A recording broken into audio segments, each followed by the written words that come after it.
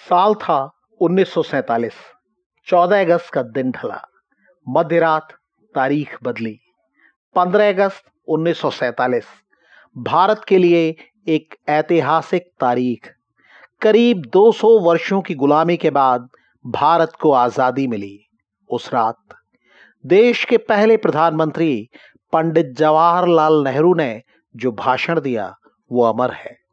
It was with destiny यानी नियति से साक्षात्कार के नाम से मशहूर इस भाषण को 20वीं सदी के सबसे महान भाषणों में गिना जाता है। ये भाषण अंग्रेजी में था। इसका हिंदी पाठ हम आपको सुना रहे हैं।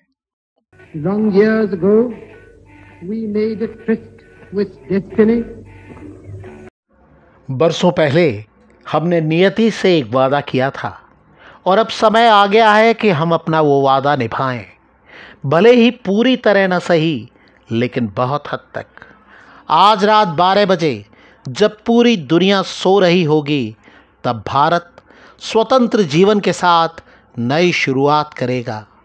ये ऐसा समय होगा जो इतिहास में बहुत कम देखने को मिलता है। पुराने से नए की ओर जाना, एक युग का अंत हो जाना। अब सालों से शोषित देश की आत्मा अपनी बात कह सकती है। ये संयोग है कि हम पूरे समर्पण के साथ भारत और उसकी जनता की सेवा के लिए प्रतिज्ञा ले रहे हैं।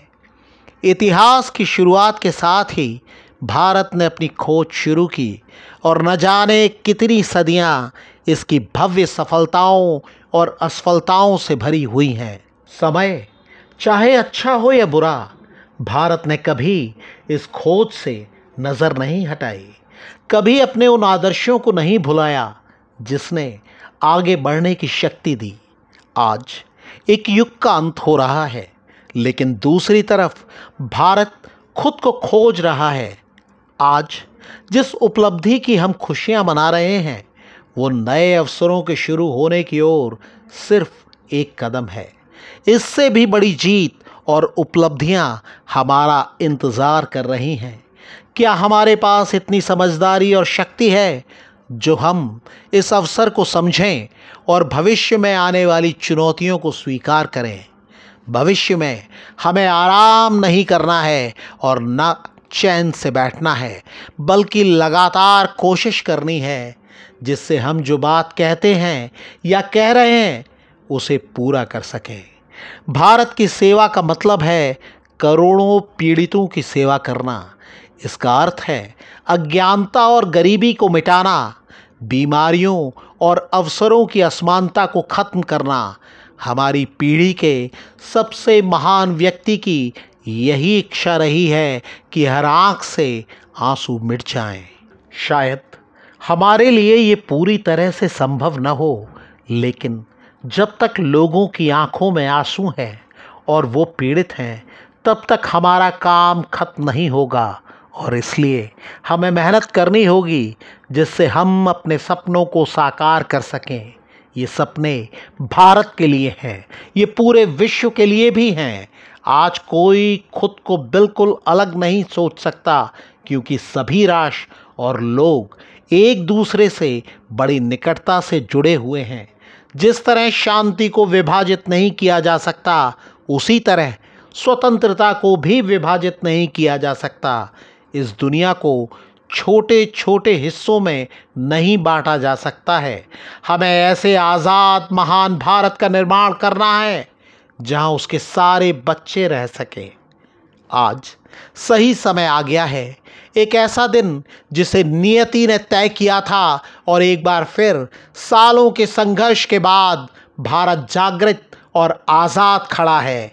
हमारा अतीत हमसे जुड़ा हुआ है और हम अक्सर जो वचन लेते रहे हैं उसे निभाने से पहले बहुत कुछ करना है। लेकिन फिर भी निर्णायक बिंदु अतीत हो चुका है और हमारे लिए एक नया इतिहास शुरू हो चुका है।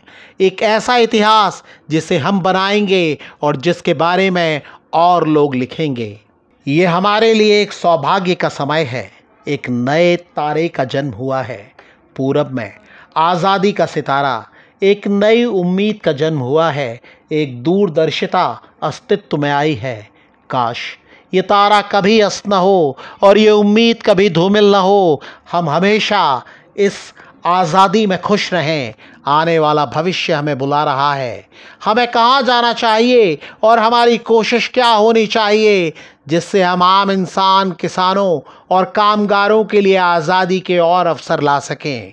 हम गरीबी, अज्ञानता और बीमारियों से लड़ सकें। हम एक सुखी, लोकतांत्रिक और प्रगतिशील देश का निर्माण कर सकें और हम ऐसी सामाजिक, आर्थिक और राजनीतिक संस्थाओं की स्थापना कर सकें जो हर एक इंसान के लिए जीवन की पूर्णता और न्याय सुनिश्चित कर सके। हमें बहुत मेहनत करनी होगी। कोई तब तक चैन से नहीं बैठ सकता जब तक हम अपने वादे को पूरा नहीं कर देते, जब तक हम भारत के सभी लोगों को उस गंतव्य तक नहीं पहुंचा देते जहां नियति उन्हें पहुंचाना चाहती है। हम सभी एक महान देश के नागरिक हैं जो तेज़ी से विकास की कगार पर है और हमें उस ऊंचे स्तर को पाना होगा।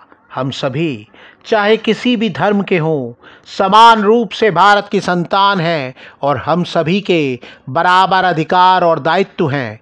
हम छोटी सोच को बढ़ावा नहीं दे सकते, क्योंकि कोई भी देश तब तक महान नहीं बन सकता जब तक उसके लोगों की मानसिकता या काम संकीर्ण है। विश्व के देशों और लोगों को शुभकामनाएं भेजिए और उनके साथ मिलकर शांति, स्वतंत्रता और लोकतंत्र को बढ़ावा देने का वचन लीजिए। हम अपनी प्यारी मातृभूमि, प्राचीन, शाश्वत और निरंतर नवीन भारत को श्रद्धा समर्पित करते हैं और एकजुट होकर नए सिरे से इसकी सेवा में जुटते हैं। जय हिंद।